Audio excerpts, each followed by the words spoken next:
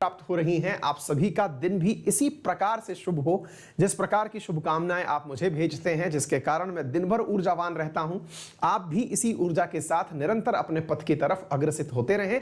तो आज आपका मोटिवेशन क्या है? एपीजे अब्दुल कलाम साहब के शब्दों में कि आपके साथ में अगर कोई शब्द है कि if you fail never give up because fail means first attempt in learning. बहुत सारे विद्यार्थी कई बार अपनी तैयारी मध्य में छोड़ देते हैं, पढ़ाई करना बीच में छोड़ देते हैं, यदि उन्हें मनोवांछित सफलता नहीं मिलती। मनोवांछित सफलता से मेरा अर्थ है अपने लिए जो सोचा था अगर वो नहीं मिला तो तैयारी बीच में छोड़ दी जाती है। साथियों, वो तैयारी का छोड़ना जो है वो कई बार हमारे लिए एक पैनिक सिचुएशन क्रिएट करता है। हम अपने आप को कैलकुलेट ही नहीं कर पाते कि हमने कुछ पाया या कुछ खोया, क्योंकि अल्टीमेटली हमारे जिस समाज में हम रहते हैं वहां लगता है कि नौकरी में चले गए तो ही सफल हैं।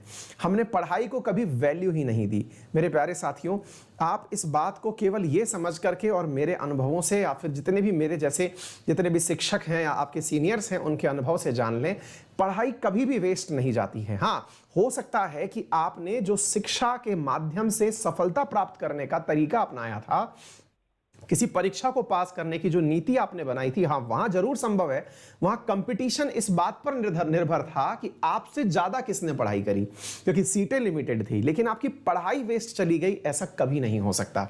मैं आज अपना उदाहरण देकर के आपको इस बात को बहुत अच्छे से बता सकता हूं।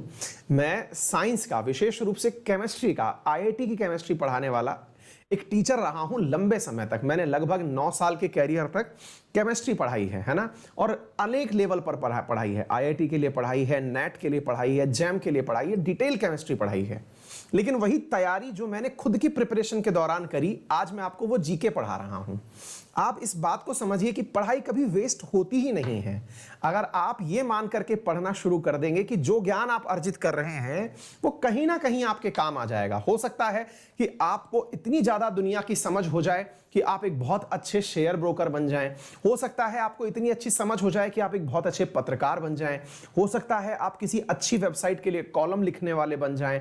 बहुत तमाम प्रकार के पढ़ाई के साथ एक बहुत अच्छे एनालिस्ट बन जाएं, एक बहुत अच्छे पत्रकार बन जाएं, एक बहुत अच्छे शिक्षक बन जाएं, है ना। आपको विभिन्न आयाम दुनिया के समझ में आने लग सकते हैं। आप पॉलिटिक्स में अपनी बहुत ज्यादा रुचि, विश्व के विषय पर अपनी रुचि विकसित कर सकते हैं। ये तमाम चीजें आपको पढ़ाई के साथ मुफ्त में मिलती हैं। आप इसको ये समझ के ना देखें कि आप कलेक्टर बन गए तभी कुछ कर पाएंगे। बहुत से लोग उस पढ़ाई के माध्यम से भी उससे आगे निकल गए हैं, है ना। इतने बड़े हो गए हैं कि उन्होंने कलेक्टर्स को अपने नौकरी पर रखा हुआ है। तो पढ़ाई एक बहुत बड़ी चीज है, और आप ये मान करके हमेशा पढ़ें कि जब भी आप पढ़ रहे हैं तो कुछ सीखने के लिए पढ़ रहे हो, रट्टालॉजी के लिए ना पढ़ें, है ना। रट्टालॉजी का मतलब यह है कि दिन दिनांक वगैरह ये सब नहीं दुनिया में कभी काम आता है। हर साल बदलने वाली चीजें हैं ये। आज आप याद रख लिए कि भाई 5 जून को पर्यावरण दिवस मनाया जाता है, इस बार की थीम याद कर लिए, पेपर देने गए, पास कर गए, इससे ज्यादा उसका कोई भी यूज नहीं है। उसके बाद में अगली बार 5 जून फिर आएगा तो नई कोई थीम होगी, नया कोई कार्यक्रम होगा, तब याद किया जाएगा। समझ विकसित करिए कि पर्यावरण दिवस क्यों मनाया जाता है। ऐसी समझ आपको दुनिया के बीच में उठने बैठने में योग्यता दिलाएगी, लोगों के बीच आपको समर्थन, इज्जत दिलाएगी, है ना। तो आप हमेशा नॉलेज की समझ के साथ अगर पढ़ते रहेंगे तो यकीन मानिए कि आप कुछ ना कुछ अपने साथ अच्छा जरूर कर लेंगे। और कुछ नहीं तो आजकल जो मेरी क्लासेस चल रही हैं उनको ही पढ़ करके आपको बहुत सी बातें समझ में आने लगी हैं कि दुनिया किस करवट जा रही है, किस प्रकार से दुनिया के लोग विचार करते हैं। अब आप पूरी क्लास में बैठकर जब दुनिया का भ्रमण करते हैं तो फीलिंग आती है कि यार हाँ, ऐसा इसलिए हुआ, इसका इंपैक्ट इंडिया पर ये पड़ेगा। आप खुद से कैलकुलेट करने लगते हैं। ये बहुत ज्यादा फ्रूटफुल चीजें हैं, है ना। चलिए, तो इसी नोट के साथ में सकारात्मक होते हुए आज के सेशन को हम शुरू करते हैं।